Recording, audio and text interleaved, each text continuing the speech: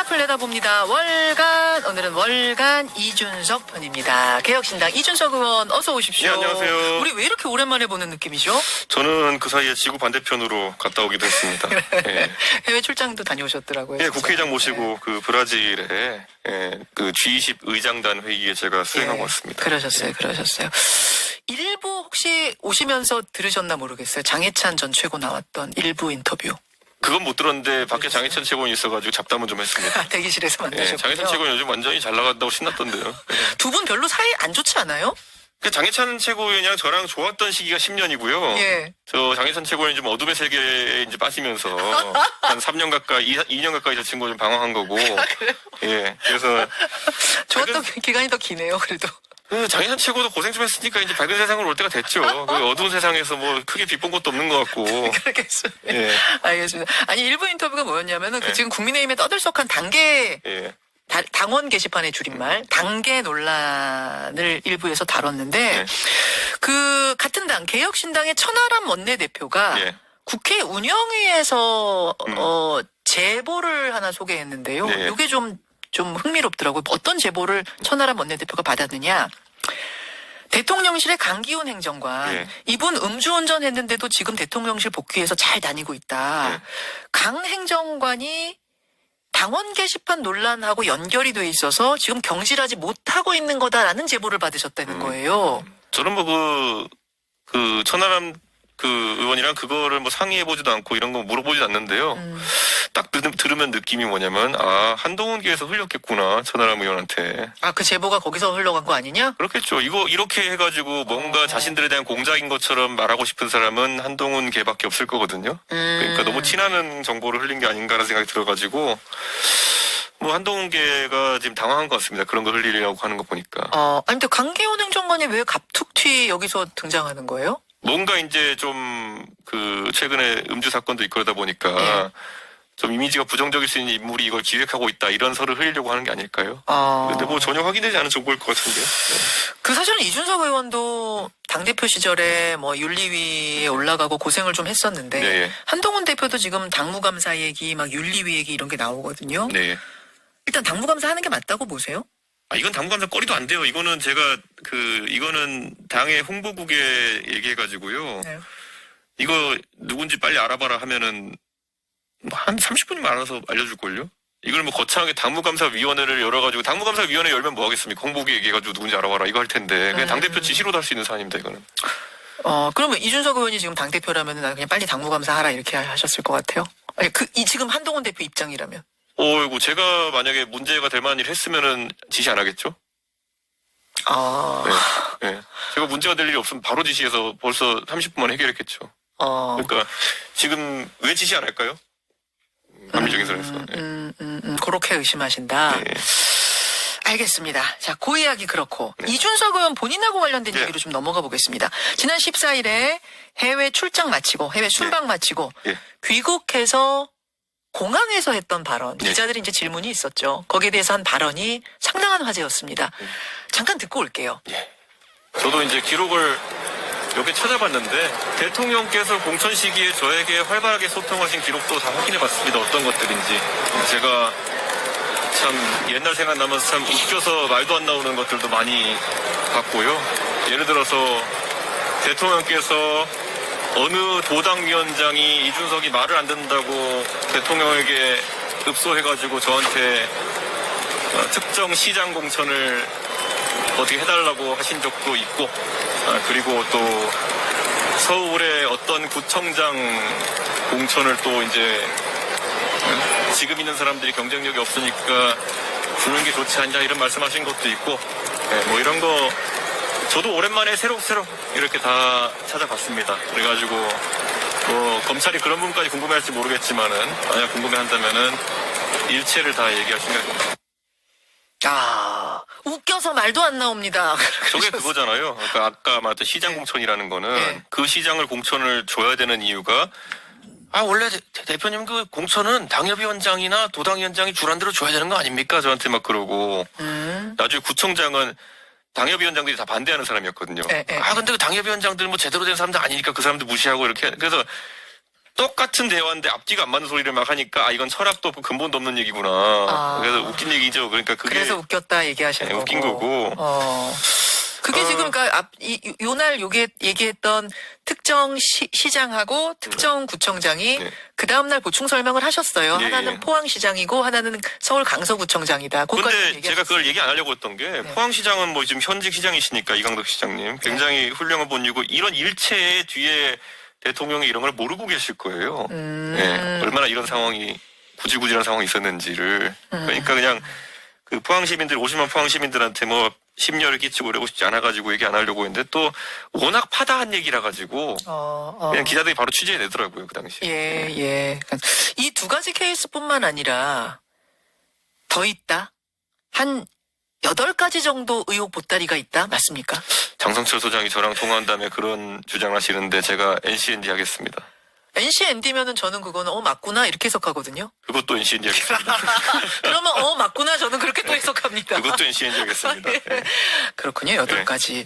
그 검찰에서 부르면은 그 8가지 부적절한 일을 다 내가 말하겠다 그러셨어요. 물어보면 얘기하겠죠. 그런데 이게 그러니까 검찰이 지금 이 상황에서 대통령을 수사할 수 있느냐 저는 약간 그게 의문이거든요.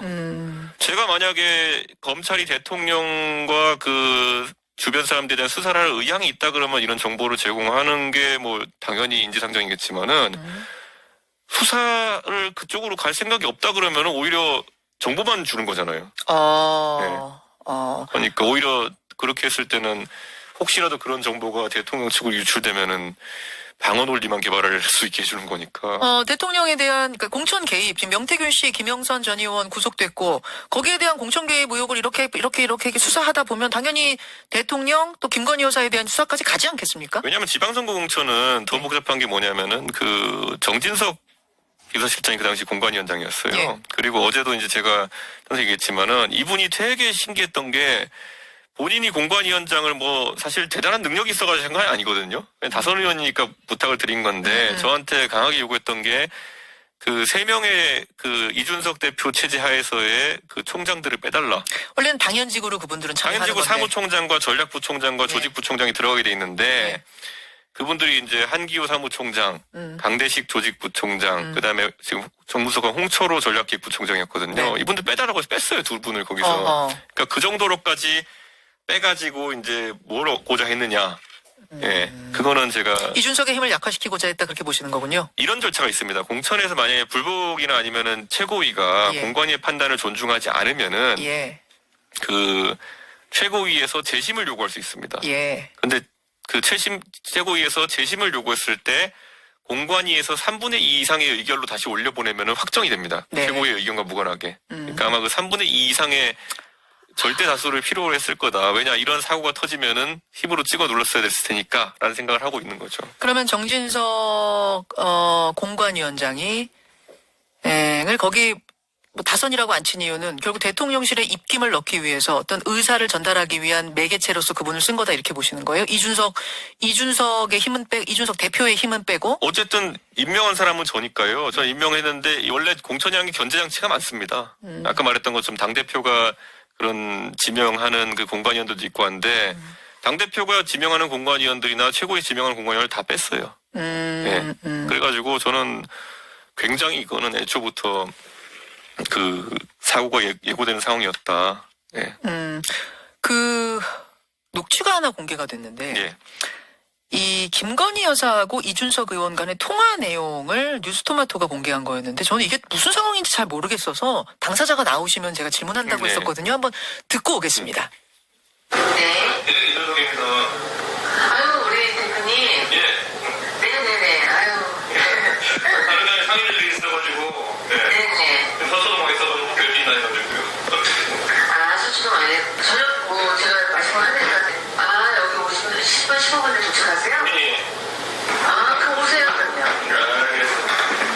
이게 저거야. 그 포항 공천 때문에 김정재가 해가지고 김관희 돼가지고 김정재가 당시 8분의 1도 어쩔 거냐 해가지고 한 거고. 자, 뭐 뒷부분은 그렇고 앞부분을 보면은 이제 이준석 의원이 그 당시 대표가 2022년 4월이더라고요. 저게 그런데 무슨 뭐 대단히 편집된 파일인 것처럼 지금 저렇게 해놨는데요. 전체 통화 길이가 17초인가 그래요. 20 몇 초인가 그래요. 그러니까 편집된 부분이 없어요. 거의 다예요, 저게. 네, 저게 다고 그 뭐냐면 저 때 그러니까 대통령이 저한테 저 직후에도 뭐 전화하면서 이런 얘기 하고 하는데 그 포항시장 공천에 특정인이 영향력을 끼치려고 한다는 말이 계속 있어가지고 예. 저게 뭐냐면 제가 이런 거잖아요. 누가 당신 이름 팔고 다닌다 그러면 그 사람한테 확인을 해야 되는 거예요. 그러니까 누구는 저걸 갖고 이제 뭐 김건희 여사랑 공천을 왜 상의하냐 그러는데 김건희 이름 팔기 때문에 김건희한테 가야 되는 거예요. 저거는 당신이 이 사람 아니야.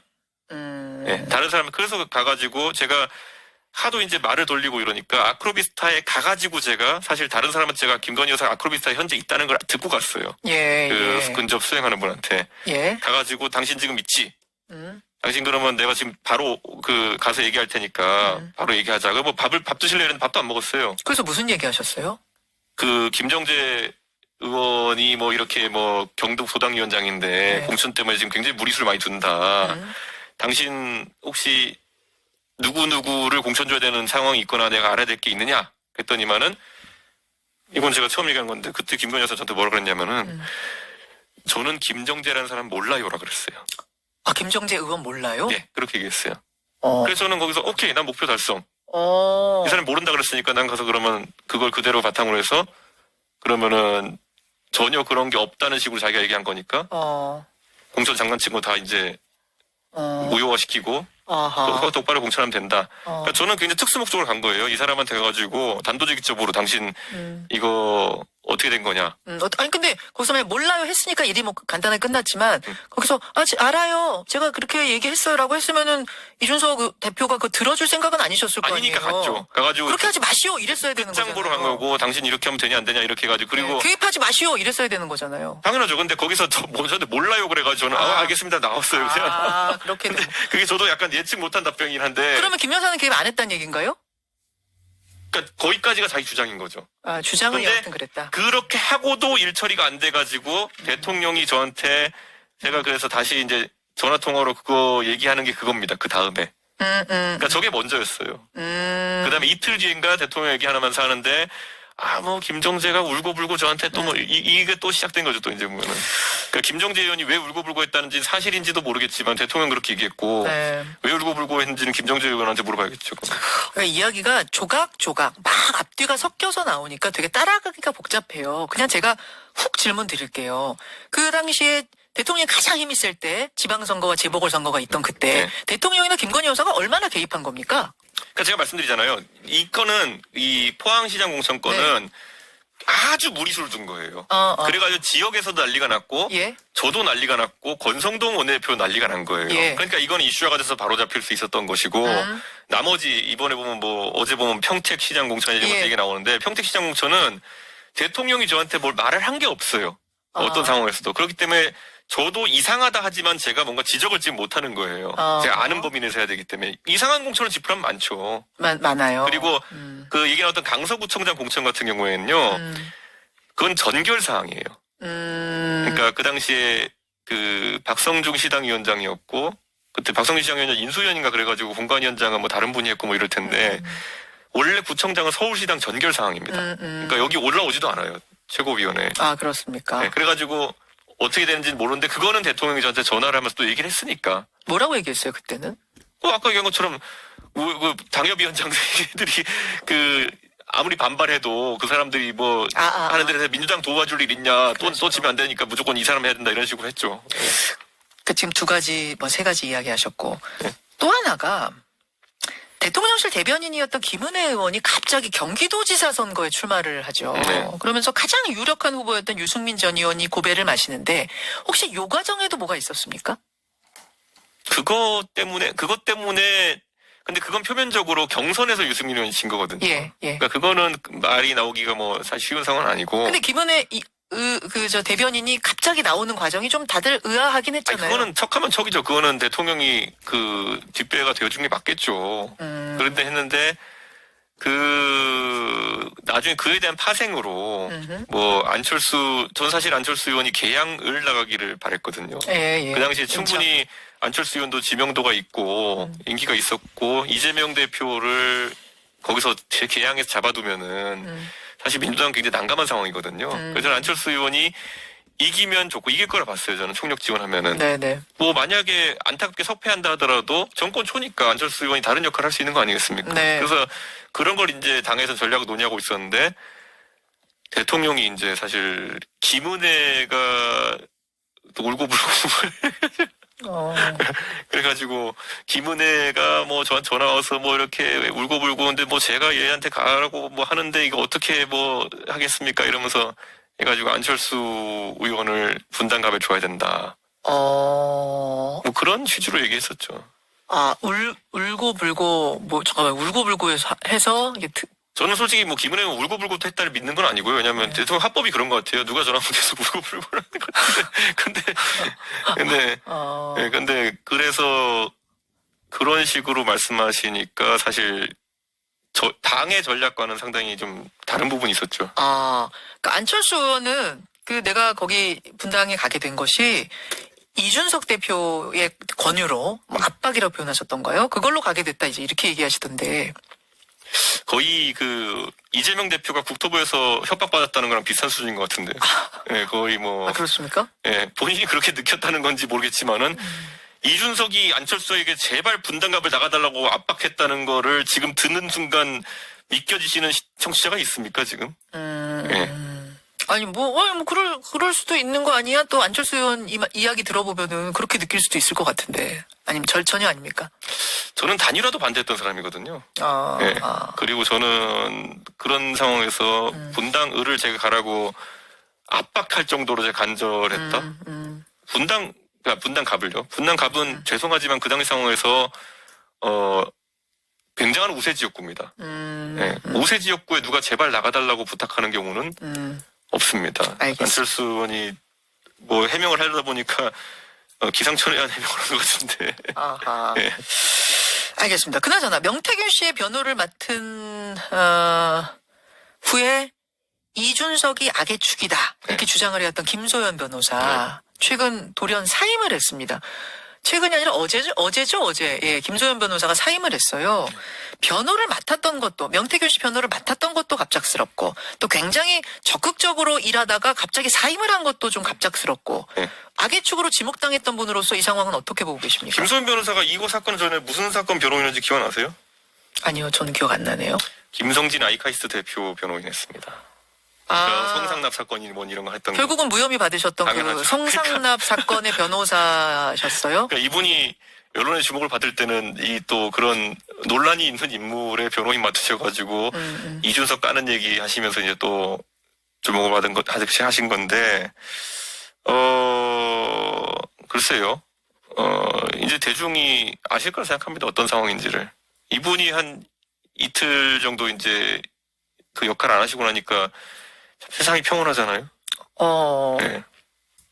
그 왜 맡으셨었다고 보세요?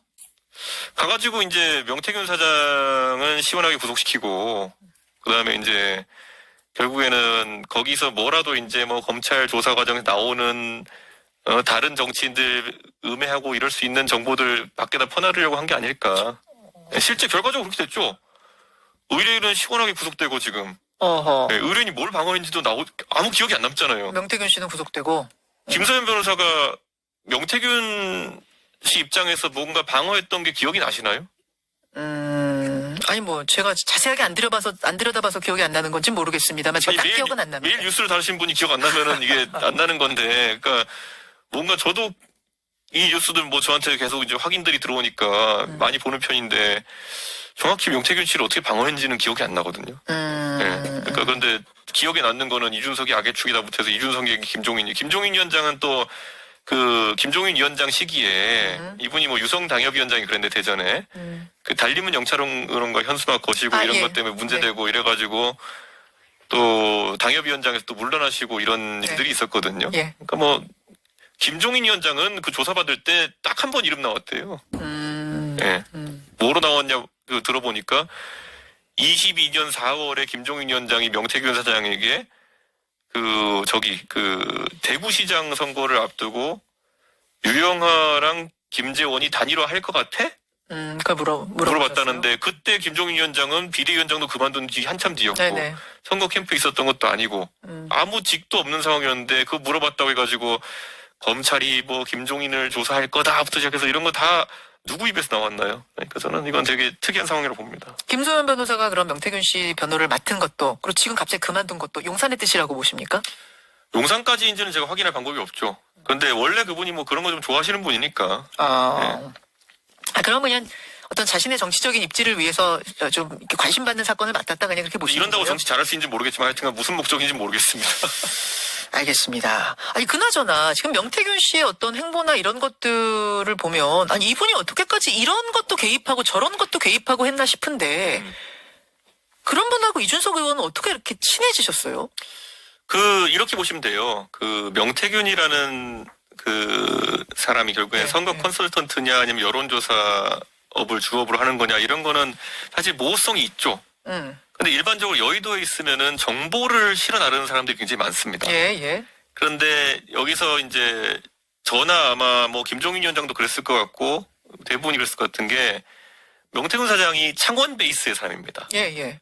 그 말인즉슨 제가 그래서 처음에 뭐라고 했냐면 메신저 역할을 굉장히 잘했다라 그랬어요. 그 말인즉슨 뭐냐면은 제가 예를 들어서 지금 여의도 바닥에 보면 굉장히 유명하신 분들이 많거든요. 근데 그분들한테 얘기하면 10중 8구 정보가 밖으로 셉니다. 네. 그렇죠. 예를 들어 저랑 정말 친한 정치평론가들이 있고 하지만 이분들한테 얘기하면 언젠간 방송에 떠들지도 모르는 거고. 금방 나오죠. 네. 왜 정보를 다루시는 분들 그리고 결국 대통령과 저 사이에 의원들이나 이런 사람들도 네. 언제 윤핵관 이런 사람들은 막 무슨 말만 있으면 다 퍼뜨리고 다니는 사람들이고 왜곡하고 이러는데 이분이 결정적으로 창원 출신이셔가지고 네. 서울에 아는 기자가 없어요. 이분도 정보를 뭐 유통하고 싶어도 네. 지역 자체가 거기다. 그러니까 이게 네. 어떻게 구조가 된 거냐면요. 저나 김종인 위원장이나 대통령 사이에 이분이 막 말을 전하고 이러면은 새 나가질 않아요. 그러면 자문을 구할 때 그래서 서울 중앙에 있는 사람보다 바깥에 있는 정치 컨설턴트한테 좀 자문 구하고 이러셨단 그렇다기보다는 말씀이에요? 이거는 컨설턴트를 저희가 필요했던 건 아니고요. 네. 이분이 다만 어떤 이유인지 모르겠지만 김건희 여사나 대통령이랑 굉장히 친해졌다는 건 저희가 알게 된 거예요. 그거 이준석 의원 때문에 친해졌다 뭐 이런 말도 있던데 그거 아니에요? 그건 저 입장에서 보면 거꾸로죠. 그러니까 이미 친해진 상태였어요. 그래 친한 걸 알고 있으니까. 알고 있으니까 그러면은 근데 어떤 전원이나 이런 거 할 때 제가 몇 번 이건 방송에 얘기한 것 같은데 대통령이 약간 얘기해보시면 특이한 게 있어요. 약간 청개구리 본성이 있어요. 그래가지고 대통령한테 이걸 하자라고 얘기하면 대통령이 오히려 반사적으로 안 한다 그럽니다. 그런 이준석이나 스타일들 김종인이. 있죠. 예. 네. 약간 그런데 희한하게 이 명태균 사장이 얘기하면 말을 들어요. 그러니까 이게 후보 시절 얘기입니다. 이거 지금 네, 대선 후보 시절에 이준석 대표, 김종인 비대위원장 있는데 여기서 뭐라고 하면은 대통령 후보가 잘 안 듣는데 희한하게 청개구리 본능이 있어요. 그 명태균 씨 통하면 들어요. 예. 통한다는 것도 아니고 이 사람이 얘기하면 들어요. 그냥 그래가지고 신통하네. 이게 되게 특이한 게 그래가지고 네. 사실 그 경로가 편하고 그리고 뭐냐면 정보력이 꽤 괜찮았던 게 뭐냐면은 네. 실제로 김건희 여사나 대통령이랑은 상당히 많은 대화를 한 걸로 저희 봤어요. 예. 네. 그래서 지금 나오는 말 근데 이게 양면화돼 있는 게 뭐냐면요. 이분이 그러니까 서울에는 아는 사람도 없고 그러니까 이 정보가 안 새나가요. 근데 창원 바닥만 가면 이제 야 내가 서울에서 뭐 하고 다니는지 아느냐 이랬던 걸 저희도 이번에 알게 된 거죠. 오케이. 자 정리하자면 네. 정보가 안 새나간다는 이런 장점이 있는 데다가 김건희, 윤석열 요 부부 그 당시 후보였던 네. 요들과의 커뮤니케이션에 있어서 이렇게 원활한 중개자 역할을 잘했기 때문에 말하자면 활용했다 그 말씀이신 거예요. 그렇죠. 그리고 근데 이분이 지금 저희도 이번에 사태를 겪으면서 알게 된 게 예. 근데 이분이 여기 서울에서는 아는 사람이 없어서 입이 무거운 편이었는데 창원만 가면 사람들 불러놓고 막 녹취 들려주고 야 내가 뭐 하는 서울에서 뭐 하고 다니지 아냐? 뭐 그러니까요. 이러면서, 지금 보세요. 여론 조작도 했을 가능성이 굉장히 의심받고 있잖아요. 이런 거 모르셨어요? 근데 이거는 저희는 봤을 때 예. 어차피 저는 제가 나간 선거가 없었잖아요. 제가 전당대회 때 뭐 명태균 사장이 저를 도왔다 그러는데 지금 와서 보면 어제 강혜경 씨도 무슨 뭐 거기 도운 거는 없다 이렇게 하고 하잖아요. 예. 그러니까 저는 도움받을 일이 없었는데 대통령 같은 경우에는 선거를 또 처음 해보다 보니까 그냥 뭐 그런 갖다 주면은 좋다 싫다 얘기도 안 했을 거예요. 대통령이 제가 이거는 대통령 욕하려는 게 아니라 네. 대통령이 여론조사표를 볼 줄 모르세요. 네? 그래요? 로데이터 못 본다는 뜻이고. 아니 표를 보세요. 어떻게 못 봐요? 그러니까 못 본다는 대통령은 이런 게 뭐냐면 우리가 여론조사표를 본다는 거는 예. 그거에 따른 함의나 이런 걸 되게 자세히 봐야 되는 거거든요. 해석. 근데 대통령은 그냥 거의 그냥 몇 대 몇 이것만 보는 수준이에요. 여기에 보면은. 예. 내가 그래? 1% 이겼어? 예. 아, 좋다. 뭐 예. 밥이나 먹으러 가자. 뭐 이런 느낌이거든요. 예. 그러니까 대통령은 사실 이런 명태균이라는 사람이 갖다 주는 정보라는 게 그거 딱 하나, 오늘 내가 2% 이겼어. 이거 보는 거 이상의 가치가 없었을 거예요. 그러니까 저는 대통령이 대단한 무슨 의지를 가지고 명태균이라는 사람한테 너무 고마워. 또 해줘. 이런 거 하진 않았을 거라 봐요, 저는. 이건 제가 대통령을 너무 잘 알아서 그런지 모르겠지만 이분이 선거에 관심이 없는 분이에요. 알겠습니다. 오늘 사실은 요 이야기 듣자면은 제가 막 2시간, 3시간 이야기해도 끝이 안 날 것 같은데 네. 일단 오늘은 여기까지. 예. 이준석 의원 수고하셨습니다. 예.